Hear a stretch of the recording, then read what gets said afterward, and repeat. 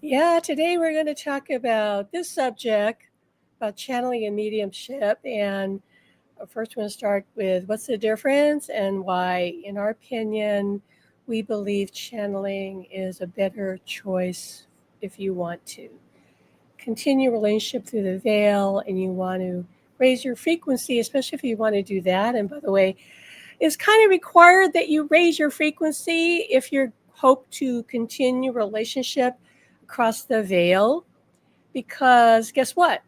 They have raised their frequency, and now so do we need to do that. Okay, that's kind of a given, and this is where channeling differs from mediumship. All right, because in mediumship, you don't have to learn how to raise your frequency to do mediumship. Not to my knowledge. They may refer to that, but channeling, it's all about that, right? Channeling requires you to expand your consciousness and raise your frequency because you're connecting with someone, some being, some entity in the spirit world. It could also be your higher self. That also is in the higher realm, right? But to do mediumship, you're talking to someone in spirit who's no longer in a body. And while, yes, they're now of a higher frequency, like I just said, right? It's not like you have to really, how can I say it? It's not like just talking to them alone is going to be the answer, because that's why mediums can communicate with them, but they're not necessarily evolving. They can if they're doing other things, but just talking to the other side, talking to deceased and not higher self, not spirit guides, not higher beings than just deceased loved ones, may not do it. Okay, so what we're talking about is channeling your loved one. And yeah, you can channel a guide and an angel, your higher self. And when you do that, when you reach for that, when you expand your energy, just because you're trying to connect, right? Just your intention of connecting, that raises your frequency. That helps you grow. It just does. Now, I didn't know that when I started channeling myself, when I learned how to channel. This is back in 1987. I'm really dating myself here, but back then I didn't know all that I know now, obviously. And I certainly didn't know that channeling my guide would open me up. I was not told that. At least I don't remember that. But that's what happened. I started channeling my spirit guides and loved it, loved it. I was so obsessed with it because it was so incredible to feel this love, right? To feel the depth of love and connection that was coming through to me, that I was merging with. And in channeling, you're merging with the spirit you're connecting with.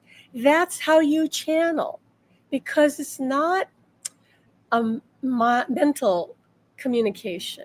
I mean, that may sound strange because you think, wait a minute, aren't you channeling them through your mind? And yeah, you are.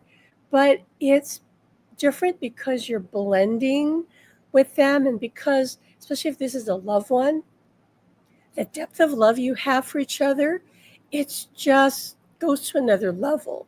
Because this is not you channeling some stranger, right? Who you don't have that kind of heart connection with. So when you're channeling a guide who is connected with you through love, because they're your guide, or your angel, same thing, they love you, and your loved one or friend across the veil, that's a personal, a deep relationship, right? Different than if I channeled, I don't know, my friend's father or something, because he may not really want to connect with me. Just like if me in mediumship, he may not want to connect with the medium, but I'm sure, pretty much wants to connect, let's say, with his family. Okay, so it's a different experience, very similar. They're similar to each other, channeling and mediumship, but generally speaking, well, Alan is saying, it's not a general speaking thing. He's saying, no, the difference is in channeling, you're connecting with guides, angels, and loved ones. You can do that. Okay, and you're raising up. You're not only connecting to the deceased, which is what mediumship is. Mediums will say that. They're connecting to the deceased. So channeling, now he's saying, is about channeling the deceased, but also guides and angels. And when we're talking about deceased, it's best, he's in his opinion, it's best left for loved ones that you know, not just like strangers. Like I'm going to channel like my friend's mother on the other side or something. I technically could, but it's not going to be the same experience for me that my friend would have, because she has the bonds of love with her mother that I don't.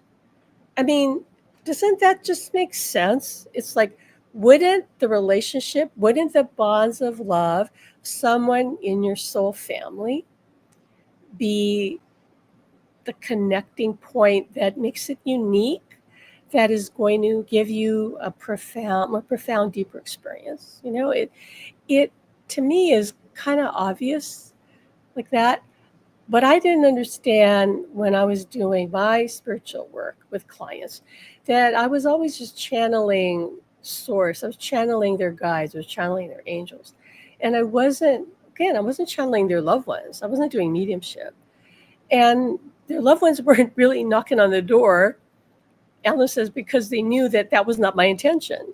Whereas he was a natural born medium, and they knew that he could hear them and feel them and see them, and that he had agreed to be a medium. And I hadn't. That wasn't my sole plan. Not like I could change that plan, I suppose, but my guides told me that's not what I came here to do. And that I came here to activate people's connection. That was my skill that made me unique, and that I needed to go forward with that, right? So not be the telephone for people, right? Not be the translator, not be the intermediary, and that I would be really stepping into my work at a time when people were ready to be their own psychic, to be their own medium. And in these interdimensional relationships, that's what we're doing. In fact, that's kind of what we need to do, or we're not going to have that relationship. And that's why I caution people who want these relationships to not get too many mediumship readings, okay? In the beginning, of course, we get it. Like, you want confirmation. Okay, that my loved one is passed over, that they're on the other side, they're okay, right? They're okay. And you want details about them, right? We get it. But once you have a couple of mediumship readings, and I've talked to mediums that I respect, and they'll back me up when they say to their client, they'll go, well, I can't tell you any more than I already told you. You know, they haven't. After they say, confirm, this is your loved one, they're on the other side, right? They've survived death. What else is there to tell you? Unless you're going to them wanting to know, well, how are they doing today? And what do they want me to do now? Well, which is basically you wanting to use the medium to continue your relationship for you, like to talk to them for you because you don't trust what you're hearing or perceiving. That's really limiting you. You're basically, by doing that, because actions are a statement of our belief, right? Where you're believing that the medium can do better than you. And so right there, you're kind of cutting yourself off at the knees because you're relying on somebody else to communicate with the person you want to have a relationship with. You're not really going to grow that relationship. I've seen that with people where they fall into that and then they just stall out. And then they think, well, I can't do this. Well, of course you can't do this. You didn't even go all in and just trust what you were hearing or perceiving or experiencing. Because when you do that, then it grows. When you keep turning to other people, whether it's a friend who's a medium or paying for a reading, you really are crippling yourself. That's what I see energetically with people. And it is so sad, in my view. That's why Alan said to me about, I would say, 3 weeks after he passed, he said, stop talking to other people or asking people who, because I have friends who are mediums, asking them to talk to me for you. You need to talk to me. You know you're hearing me, but it's not going to get stronger. You're not going to trust it 100% if you keep running to other people. Sure, I can talk to them and they'll talk to you, but that isn't going to lead anywhere. That's going to keep you stuck. And he says, I don't want that for you. And it was not that easy for me to completely trust what I was hearing. And by the way, it's not that easy for a lot of mediums to do this either. I know because I've heard from some. And then I've heard other people tell me of mediums they know who go to other mediums to talk to their loved ones. That's just crazy to me. But Alan says for some of them, that's maybe not what they plan to do. That's not part of their soul plan, right? That they're going to continue their relationship. So it's fine. Nothing has gone wrong. We're just here to tell you that this is an option, right? That you can communicate, you can channel your loved one. And it involves blending your energy in a way that, to my knowledge, I don't think they really teach in mediumship training, like blending with them. I mean, really like being on the same wavelength, like you're merging with them. Now you can imagine that's not appropriate to do that necessarily with a stranger. Okay, I mean, that seems a little bit obvious. But with a partner, with someone you love, a child, a parent, sibling, you name it, right? Somebody you have a heart connection with, that's a different thing. But channeling is about blending. It's not that they're going to possess you, because no being, no entity can possess another. Your soul is sovereign. Yeah, you can let yourself be influenced by another spirit, but they can't hijack you. So get that fear, if that's in your head, off the table. When you're channeling, you're just merging with someone who supposedly you are on the same wavelength with, right? Because of your heart connection. And so what happens is their thoughts become your thoughts. So you just know what they're saying. And this is how you can channel pretty effortlessly, so effortlessly that you're going to question, like, am I making this up? But your physical mind doesn't make stuff up like this because, first of all, it doesn't even believe in this. So it's not going to go along with you, so you'll find that if you go into your physical mind, you can try this. Literally go into your physical mind where you know you're in the physical mind. Okay, I'm going to channel my loved one, okay? Which means you're not in a relaxed state.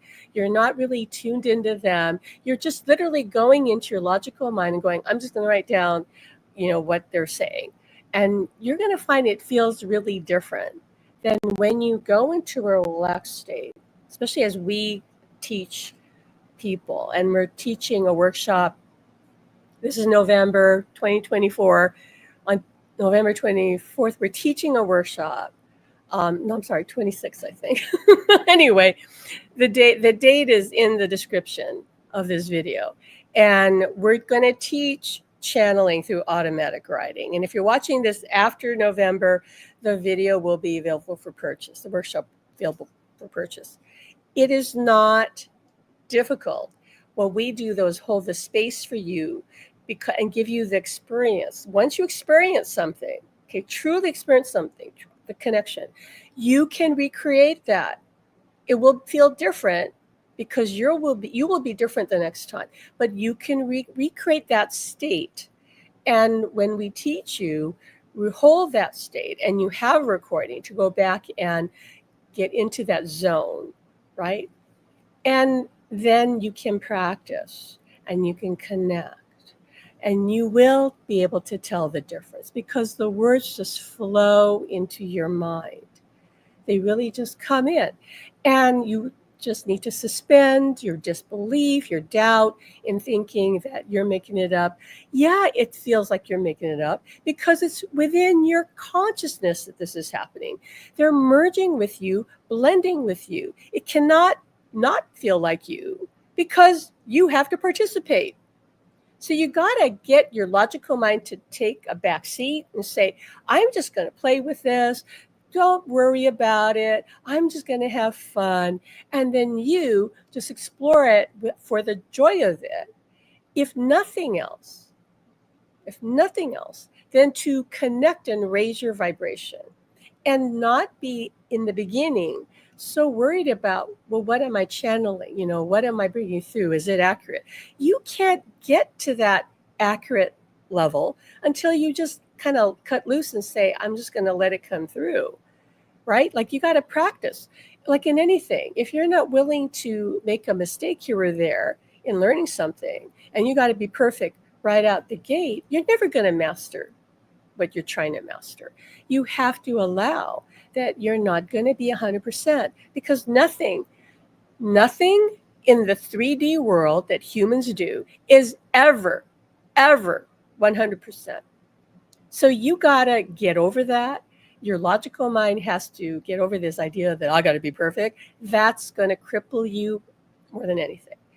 Do it for the joy of it. Do it because it feels exciting, fun. It opens your heart. You feel all this love come in. Do it for the experience of it.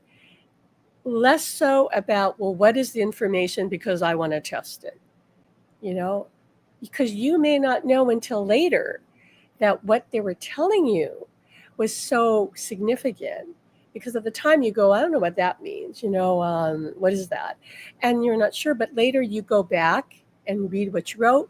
And that's why I recommend anyone who is wanting a relationship through the veil to learn automatic writing.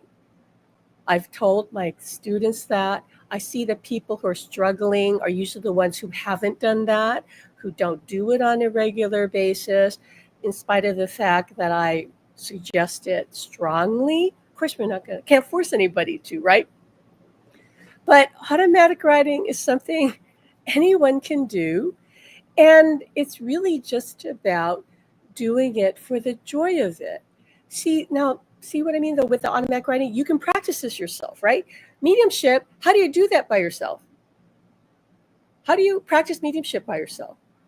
Like just sit there and call in spirits from around you and talk to them? Like, how do you do that? And that by itself isn't going to raise your vibration. Whereas if you sit down and you do automatic writing to channel, let's say, your higher self, that's going to raise your frequency because you're reaching for fifth dimension, fifth density. You can't be in fifth density, a fifth dimension, because that's the afterlife and you can't bring your body there. But you can connect with the energies there. You can commune with that space, right? You can't visit it physically, but your consciousness can go there. And you can communicate, right? Doing that automatically is going to start expanding your awareness. You're going to start trusting more what you're perceiving because you're getting used to living in this higher vibrational state. Because when you channel, you're in a gamma brainwave state. The gamma brainwave state is directly related to being in a state of joy and excitement, being in the flow. And when you're living in the flow, in that channeling state, life has more synchronicities. You just have epiphanies. You have the ability to live intuitively because you are going with the flow, and you start trusting that everything is going to work out, even when there are challenges. You understand, all right, this challenge is happening to me for my highest good. I'm going to dive in. I'm going to see what is going on. What's it trying to teach me, right? So we recommend channeling for so many reasons, but one of them is because you can practice this by yourself. There are people, literally, who've just started channeling their loved ones, not necessarily all because, taking classes from us, but on their own, from reading a book and saying, all right, I'm going to channel my husband who's on the other side, or my wife, or whoever. And they start writing, and they took off, right? If that person can do it, you can. I don't know anybody who sat down and said, well, I was just going to try to be a medium, and then end up being an amazing medium for their loved one on the other side. It doesn't make any sense to me. How can you do that? Then everybody wouldn't need to go take classes. for mediumship. That's a different purpose, because a medium is connecting to the spirit world for people that they don't know. So they're not connecting with their loved ones, they're connecting with your loved ones. So that's the challenge there. Every time you go to a medium for a reading, they are practicing connecting with your loved one and you are not. Sorry, I find a big problem with that if you want to develop a relationship, because by your action, you're telling the universe, I trust this medium more than I trust myself. That is what you're stating by your actions. Okay. You may not be consciously thinking that, but if you look at it, you realize, oh yeah, my going for, let's say, I'm just saying, example, me going to a medium every other week, I'm basically only going to grow that dependency. That's right. The more you do something, the more energy you're putting in doing it, the more likely you're going to keep doing it, right? Because that's where your energy is going. Whereas if your energy was going instead to channeling your loved one every day or every other day or whatever it is, your routine, because there's no set routine. It's just do it when it brings you joy. If you're doing that, then that's going to grow, because you're putting your focus on that. You're putting your attention on that. You're having fun with it. You're enjoying it. That's going to grow and grow and grow. Okay, does that make sense? I hope so, because that's the power you have. Where your focus goes, your energy goes, right? And it just gets bigger and bigger. And that's why we're also big on telling you, suggesting to you, that you don't go into resistance about things. Like if you don't like what's going on in the world, and we get it for whatever reason, you don't like what's happening, don't put your focus on that. Put your focus on what you prefer instead. I don't mean to turn a blind eye and put your head in the sand. I'm not talking about that. I'm talking about following your passion, which is going to direct you if there is something positive that you could do for you in your life. And that's all that matters. Okay? Because your higher self will take care of you. You can thrive even in the worst of times, but only if you're focused on what you prefer and not what's going on that you don't prefer. This was happening in the world, not just in the US, in the world. What's happening is going to really put all spiritual practitioners to the test. Like, are you walking your talk? Are you focused on the positive, focused on your higher guidance? Are you listening to your soul's truth and the excitement, the joy, the passion that it's leading you with, okay? Because that is your core frequency. When you do something with joy, you're being your true self and you're following your guidance. And that is never going to steer you wrong. It won't. It'll steer you to what you need to experience. And yes, sometimes it could steer you to a challenge because it knows, hey, you need to clear this limiting belief. And now you're going to be freer and happier and lighter. So welcome it and say, oh, okay, I've got this issue. Great. I'm going to clear that up. Thank you for showing it to me. Right. So this is where we're at. And your loved ones, I want to emphasize this so much to you guys. Your loved ones want to help you through these challenging times. Many of them left because they knew they could help you during these dark times. Dark meaning the darkness is being revealed. It doesn't have to be the worst of times for you. It really doesn't. It's not for me. I've never felt more joy, more peace, more excitement, more purpose. Okay, this can be a time that galvanizes you into being all of who you truly are, because you realize that's the only choice now when things are so, contrasting. So you have to decide and look at it. Like, are you going to see the glass half full or half empty? It really is down to that. Okay. Your loved ones are trying to guide you. Your guides are trying to guide you. So can you imagine you having the ability to communicate with them, all right, and feel their love for you? That, more than anything, is what I want for you is not just the information. That's great, don't get me wrong, but it's the experience of connecting with their love and then therefore raising your frequency to match them. Okay, because that's just going to keep expanding you. And pretty soon you'll realize that you don't have any limiting beliefs anymore. You're not afraid of what you used to be afraid of, and that you're, in a very real sense, a different person, more the real you, not the old you that was kind of clueless as to who they were, that was carrying other people's beliefs and opinions and definitions. Now you go, I know what my truth is because I'm in this higher state where now it's more apparent to you. You go, oh, that doesn't feel like my truth. This feels like my truth, right? So understand that it's not difficult to channel your loved ones. It's challenging to channel somebody you don't know, just like in mediumship. So, can mention, but do that. But mediumship is great if you're going to be a medium for other people, then go learn that. But I found that most people who've taken mediumship courses, I'm just based on what they tell me, they find that it didn't really help them connect through the veil like they thought it would. And Alan points out that it also makes a difference that if your teacher has someone across the veil that they're connecting with, because they're like we are doing in very real sense, we're offering that model, right? Where Alan's helping on the other side, helping your loved one connect if you work with us. And that makes all the difference. So if the mediumship teacher doesn't have a relationship across the veil, well, of course they're not going to be able to hold that state for you or offer that connection to you, even if they teach you technical skills. Because guess what? This isn't just about learning specific skills.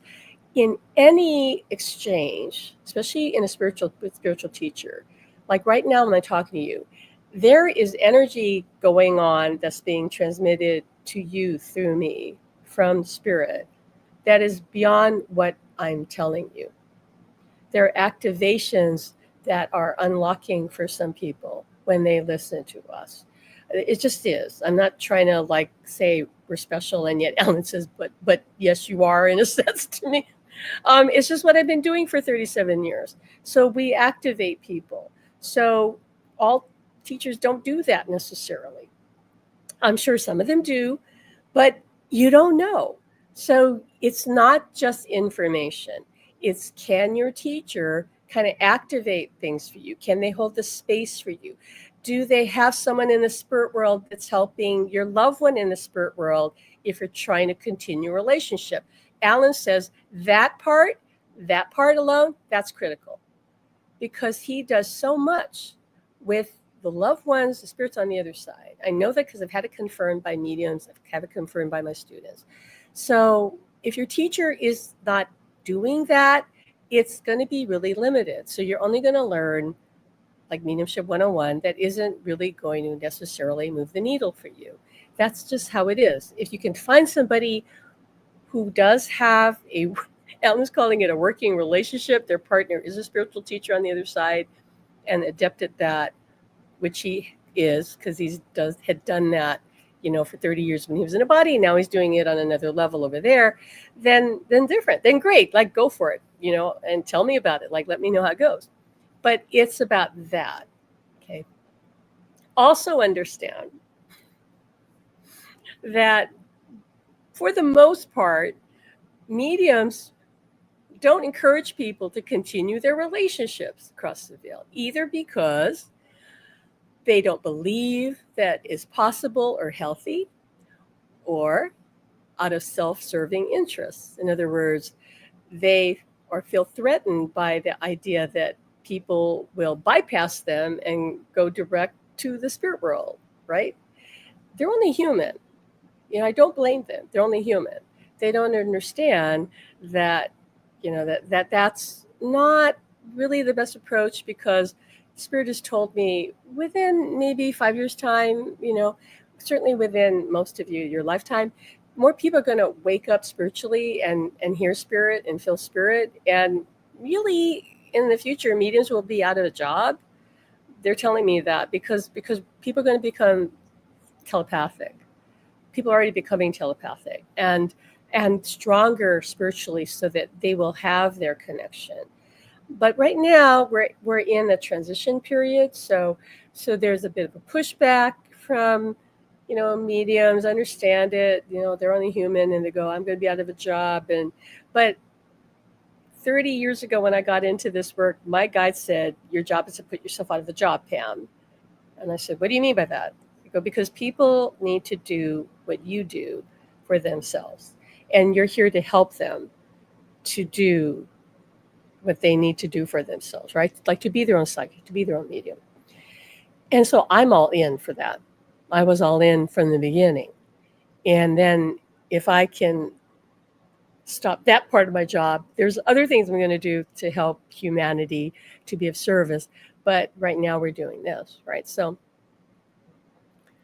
somebody just wrote in the live chat, so medium told them that she'd be holding her husband back and he would be earthbound. See, that nonsense is spread by even famous mediums. Like if I dropped their name, you'd go, oh, I know that person. Oh, I know that person too, right? This is what I mean. This whole topic of interdimensional relationships is very controversial. And spiritual teachers, mediums, many of them, not all of them, because I've met people that really get it, but I would say, Alan says the majority of them, probably 70% maybe, do not believe in this. And so they're not wanting to have anything to do with it. They scoff at it. They're going to tell you you're wrong or crazy or it's not healthy, on and on. You cannot hold somebody back in that way by just loving them. Like you have a new relationship with them. That's all it is. And they can come back from the other side and still be here. They can project their consciousness to you. If they're truly earthbound, okay, their energy is going to be really heavy and dense, because that means they haven't crossed over into the light. You understand? Because when you cross over to the light, you drop your ego, cross over to the light, then you have a higher frequency. So you can tell if a spirit is earthbound because they're dense. But the spirits that, at least the partners and loved ones that we work with on the other side, when I work with clients, I can see that their loved one is a high frequency, that they've crossed over, and that they just came back because they can, right? Because their partner in a body, the loved one in the body, is open to connecting. And so then, okay, they'll come back. But most people are not believing this. Most people are brainwashed, so they don't think it's possible. So therefore, why would their loved one who's crossed over to the spirit world even attempt to connect when their person in the body is not open to it or outright fearful about it? Okay, because fear will block spirit communication. And Alan says a lot of people are actually fearful to do that. They just think it's wrong, or they're going to be labeled crazy, right? What do people think? A lot of people care too much about what other people think, and that will again set them back. So you can't really hold a soul back. The soul is limitless. They're just limitless. And again, if they're truly earthbound, and there's very few spirits that are earthbound relative to the population, most of them don't know they're dead, for one thing. Okay, they don't even know they died, so they're wandering around, kind of wondering, why isn't anybody talking to me? They don't know they're dead. They have a denser energy. A lot of times they can be depressed because they haven't dropped their ego, and the ego is where we hold a lot of our issues, as you can imagine. So if they haven't dropped their ego, then yeah, they could be earthbound. But I have not seen that with our students and clients. If anything, their loved one is like the 2.0 version of them. Like sometimes people go, well, I don't recognize my husband. He's so much nicer. And that's what Alan is like. He's still the same personality, but he's so much more sensitive, so much more caring and all this. And he says, well, this is the evolved version of me without my ego. Okay. So he crossed over and came back right away. And he says, any spirit can do that. And he says, and he's telling me that there are mediums who know this, but they don't want to talk about it because then people would be going, oh, well, how can I, they don't want to get into continuing relationships across the veil because they don't know how to facilitate that. So why are you going to encourage people to do something that you cannot yourself benefit from or facilitate? Because they'd go like, oh yeah, you can do that, but I don't know how. I don't know how you would do it. So, but Alan says, but watch, you'll see some mediums try to put together a program to do this. And that's all well and good, and we'd encourage that.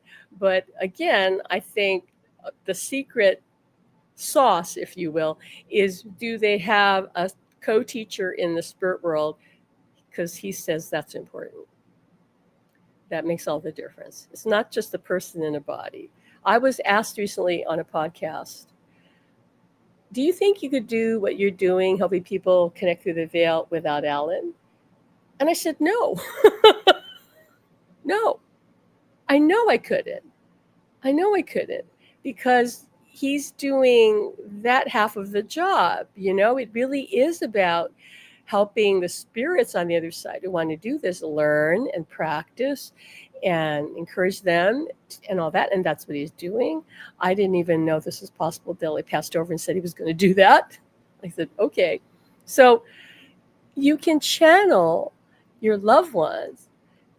And here's how to do it. Here's a real simple way to do it, okay, that I want you to just tap into as best you can, right? It doesn't have to be any more complicated than that. Just get a photo of them that you can look at, set up, maybe if you have already in your home a little altar that you've created with photos, mementos, and all the things, that's great. And by the way, do not believe anybody who tells you, oh, don't have an altar because you're holding them back. All this holding back crap has got to stop. Okay? It's ridiculous. It's just ridiculous.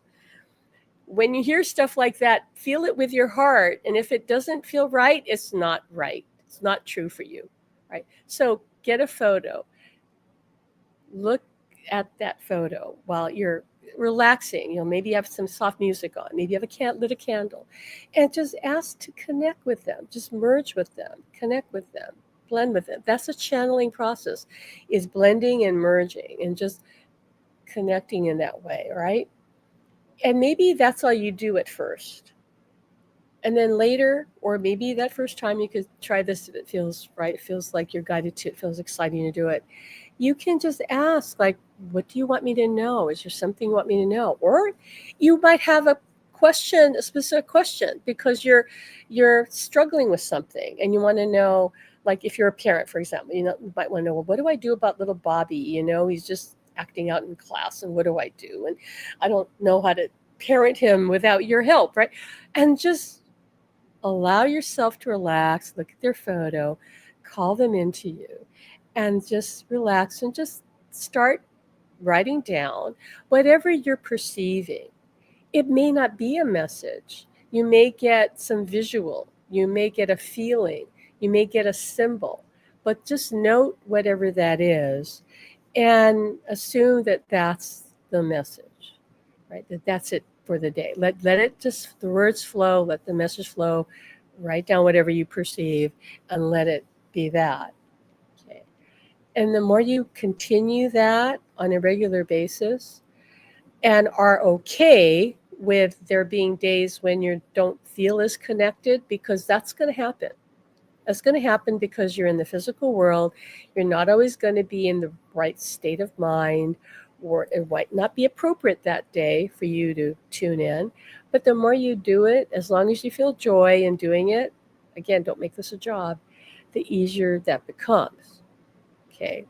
And we're going to go more into that in the automatic writing mini workshop. But most importantly, we're going to do a lot of energy work on you and hold the space for you. And you're actually going to do automatic writing with us holding that space. and Ellen bringing in your loved ones. And it doesn't matter if you're watching the replay, like if you buy this recording, I don't know, 2 years from now from when we recorded it, it won't matter. On the other side, time and space do not exist. So they will come through because Alan's going to be there. They're going to come through and you will have an experience. And every time you rewatch that workshop, and this is important, every time you rewatch it, you'll go deeper. Okay, you will go into a deeper state. You'll have a stronger connection. This is why we record our workshops and classes in the academy that we teach and encourage people to rewatch them, because we know that incrementally this just develops them. It's just because you're going to be going into that state. You're going to be connecting through the veil in the workshop. Don't believe me, just try it. We don't charge a ton of money for it. You get to try it and see for yourself. And I've had people come back and tell me, oh my God, that was amazing, that meditation or that exercise. Okay. And we have these on YouTube too, so you can go and experience those. But in a workshop, we can take you deeper. We can't do that on YouTube. So if you want to learn to channel and connect with your loved one, take our workshop or buy the recording later. But please learn automatic writing. It's the simplest way to get started. It will develop your telepathy. But let me make one thing clear. Telepathy is not reading somebody's mind. It's actually being on the same wavelength as them, so that, again, their thoughts are your thoughts, right? So that's why the words flow through to you, because it's like you're just one almost, right? You're just, especially when it's a partner. And with a partner, there can be physical connections that you experience by channeling them, by bringing them into your field and communicating for them and then with them, right? Kind of like this, like you can write like what they're saying, right? Like as automatic writing. And then you can write your response, which isn't going to be in their voice, obviously, right? I know people who have those back and forth conversations. There's so many things you can do. And I think the reason people struggle is because a lot of times people need to have the support of a group experience to really lay a solid foundation, which I understand. I don't think I couldn't have learned to channel the way I did back then. I mean, I took a workshop that was a 3-day workshop. 3 days. And I was just immersed in being in a channeling state and communing with my guides for 3 days. And that just opened me up.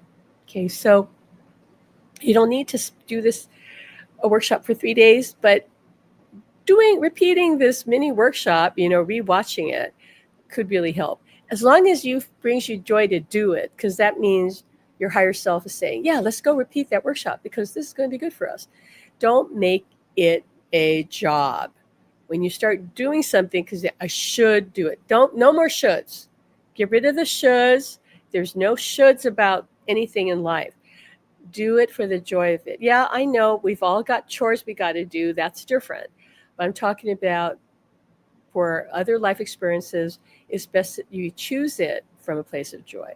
Right. So we have a little bit of time left. I'm just going to wrap this up because I want to do some readings for you.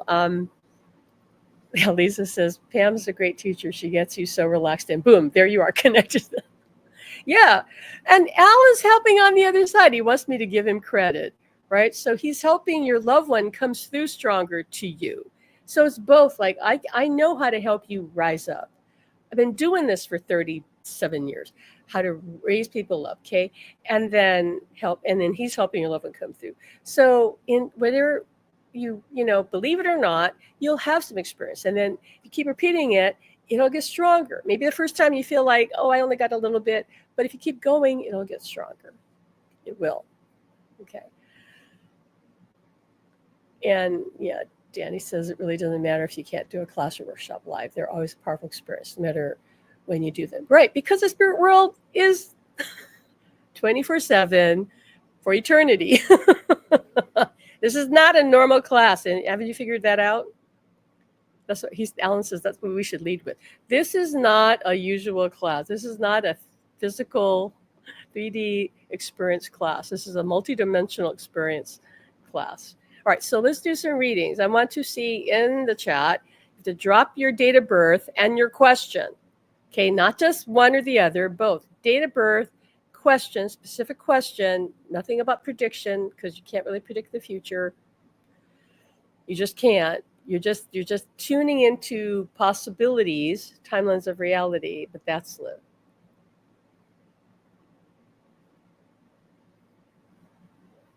Okay, I'm just looking at the chat.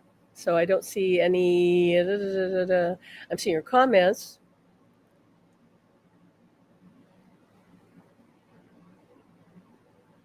Anybody have a question, like a reading?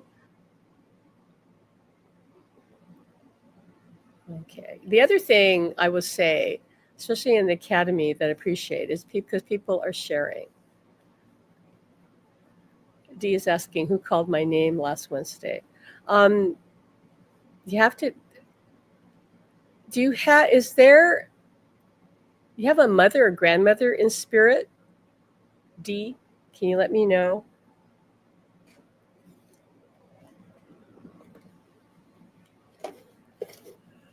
You have to let me know. I said if you want a reading, you have to date of birth and your question. Don't just say I want a reading. Both, okay. Because that's the first thing I got as soon as I read your question is like grandmother or mother energy, protective. They're both with you. They're both wanting to get more involved with you. They are around you, especially when you get involved with things to do with family, as moms would do, right? Grandmothers would do, like cooking or just being with family. They're trying to support you. They're telling me that you're struggling, and they want you to know how much they love you, and they are trying to help you navigate things, right? Spirits can do so much for us, and they are trying to help orchestrate things for us to the best of their ability. Okay, so but I'm just getting that you are opening up more. And so the more you just trust it. So here's the thing that Alan says I should suggest that I tell you. And this is for everybody. So if you have something like that happen again, right? Like I heard this voice or something happened, something else happened. I want you to ask, like go within your heart and go, who was that, right? Like who was that? You could say, oh, is this you, mom? Or you could say who you think it is. And then I want you to trust the next thing that you get, like you're knowing. And you might go, oh yeah, that was my mom or something, right? Because again, we're coming to a time when you guys need to tune into your own inner knowing. And so we're trying to activate that with you. Okay, your grandmother passed in 88 and your mom passed. Well, your mom has always been around you, trying to be the mom for you, but from the spirit world. Okay, so I'd say Alan's suggesting that you meditate and connect with them and just ask them what they want to tell you. Because he's saying that for you, Dee, it's easy. It'll be easy for you. Just trust it. Just trust it. Okay, just trust it. And what happens is they start telling you things that you go, oh, I didn't know that, or that's interesting, right? Like when they tell you something that's a little surprising or some information that you didn't already know, that's the way they give confirmation. So this whole thing about, well, you got to go to an evidential medium. Well, you can be your own evidential medium. Just channel them and ask them for insider information or even just help, right? Like, let's not just get caught up in like data. Like they didn't give me specific information. What if they gave you a healing? I know people have had that when they channel a loved one. Like they can feel the loved one gave them a healing, right? Okay, to me, that's evidential channel. So does that make sense? Let's see.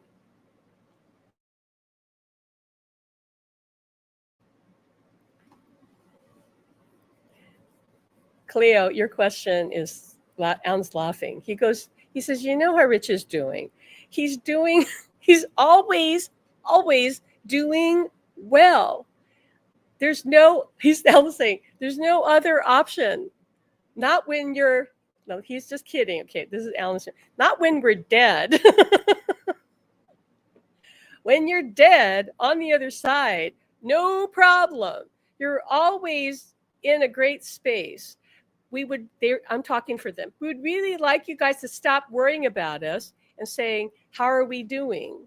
We understand you're saying it with love, but understand this. We're always doing fine because we are the creators of our reality. So we are choosing to be fine.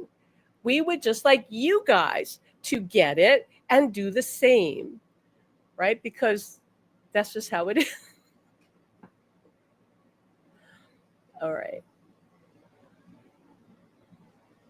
Lisa's saying, is my dad trying to help heal the people in my family that aren't talking to each other since my nephew died? Yes, but he's finding it slow going. That's what Alice says. Slow going. But he's doing what he can. Okay. Remember this, and this is not just for Lisa, but for everybody. People have to deal with the challenges they have to deal with. Okay. You can't sugarcoat everything, can't make everything hunky-dory for everybody, because a lot of the things that people are struggling with, they need to work through. Now, I'm not saying not to try to help. That's not what we're saying. But we're saying we do what we can, whether we're in a body or in spirit, right? We do what we can, and then we let it go, because I can't do more than the best I can do. So that's the most you can do. That's the most you can do. But remember, nothing can really go wrong, because even when people are having conflict, there's a reason for it. There's some growth that can come from it. Okay, the person may not choose to learn from it. That's true, because they have free will, free choice. But the opportunity is there. So whatever's happening is perfect, even if it's not to their or your preference. Like you go, well, I don't like this. This really sucks. Okay. And one last question, because we have to go to class. I want to be sure I didn't miss anybody. Yes, Sarita, your love is trying to communicate with you. And for some reason, they're showing me flowers and numbers. I don't know what that means. Like if they give you signs of flowers or numbers, or that could also mean to go look for those signs. like those are the signs to look for. Either those are the signs you're having, or those are the signs to look for. But they're trying to communicate with you. And Alan says that you actually have the capability, as he's reading your energy, you have the ability to be a pretty clear channel. So you should practice that on your own. So yeah, if you are open to taking our workshop, you should look into that. He says you would find it, for some reason he's saying to me, you would find it liberating. I don't know why he's using that word for you. He's saying you would find it liberating and inspiring, and and you would start getting clearer guidance about what to do in your life. Okay, which is another benefit of channeling. It's like you end up kind of just living more intuitively, because to channel is to be more claircognizant, which is about living intuitively. You just know what you need to know, and you don't overthink anything, because you're just so used to being in a channeling state. At least I am now, that I don't really analyze. I'd have to force myself to analyze. I just know just things like, oh, I'll do this or I'll do that, and I'll just know that's how you can live. And channeling, when practiced regularly, will get you into that state where you live in that channeling state, in that gamma state. All right, Marianne, I know that's you.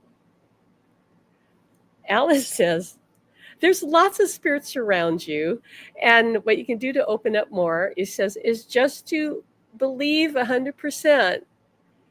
And ask yourself the question, what is getting in my way? What am I choosing to believe that is preventing me from fully opening up? And he's saying, if you really dived in deep asking that question of yourself, he says you might be surprised. But it's for you to figure that out. Like, why is this that because he says you are naturally intuitive. You know that. We've told you that.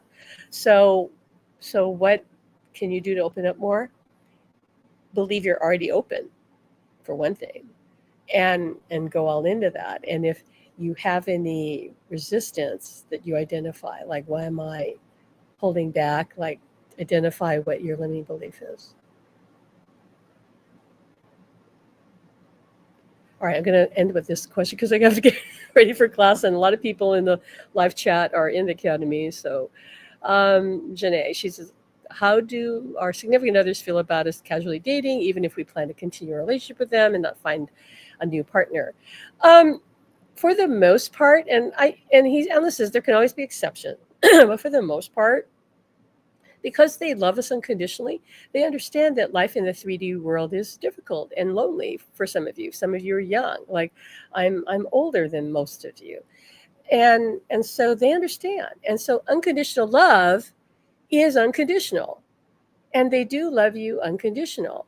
Now, again, he's saying, that said, there can be some spirits, but you would know if your partner is like this, okay? Because I've seen this, that some partners are rather possessive and jealous, which means they haven't really dropped all their they kind of hung on to a little bit more of their ego than they should have, maybe to continue the relationship. I've seen that happen. It's a bit problematic, but whatever, that's a choice. Okay, in that case, yeah, that spirit partner may actually try to derail the person's attempts to go out or meet somebody, but they're being selfish. Okay, but from when I work with people, I can see that their partner, they just want them to be happy, and they know that you're already there in the spirit world with them. You haven't lost them. You're already having a relationship with them on the other side right now. So in their mind, it's like, okay, if that's what you want to do while you're in the physical dream world, which is what this is, then okay, because they are not as attached to it as you are, because they know this life is a dream and the real life is over there. Get it? But some people don't want to hear that because they go, oh, if my partner is okay with me meeting somebody else, they must not love me. It's complete opposite.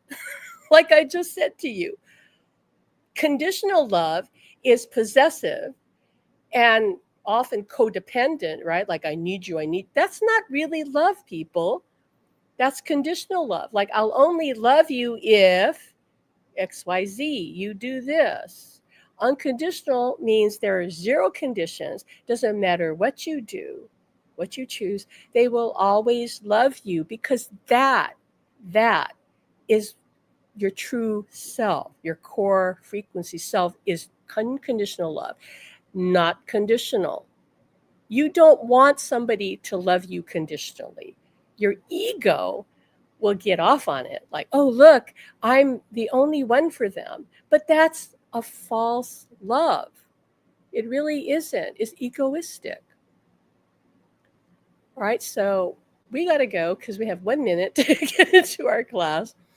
But we hope that helped you. Hope you understand. Channeling is easy. Practice what we taught you. Sign up for a workshop, which is coming up in a few weeks, or get the recording if it's after the time of the workshop. But either way, whatever you do, go and channel. It's not hard, and we're here to support you, right? We'll be talking about this again. All right, so take care. Till next time. Bye-bye.